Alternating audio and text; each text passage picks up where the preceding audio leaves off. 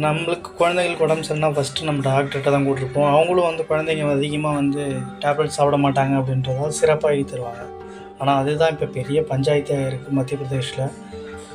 குழந்தைகளுக்கு எழுதி கொடுத்த டானிக்கில் சாப்பிட்டு இருமல் டானிக் சாப்பிட்டு 9 குழந்தைங்க இறந்துருக்காங்க மத்திய பிரதேஷில்.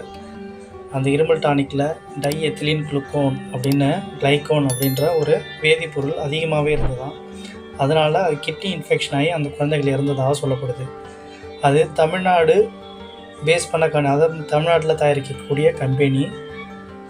இப்போ அதுக்கு மத்திய பிரதேஷ்லேயும் இதுக்கு அந்த மருந்துக்கு தடை செஞ்சுருக்காங்க. மேலும் இப்போ தமிழ்நாட்டிலையும் அந்த தடை செஞ்சுருக்காங்க அந்த மருந்துக்கு. அதனால் இப்போ மத்திய அரசு என்ன சொல்லியிருக்குன்னா 2 வயசு குழந்தைங்க கீழே இருக்கக்கூடிய அனைத்து குழந்தைகளுக்குமே இருமல் மருந்து வந்து ப்ரிஃபர் பண்ணக்கூடாது அப்படின்னு சொல்லியிருக்காங்க. ஸோ 2 வயசு கீழே இருக்க எந்த குழந்தைக்குமே இருமல் மருந்து கொடுக்கக்கூடாதுன்னு ரூல் வந்திருக்கு. போய் பார்த்துக்கோங்க.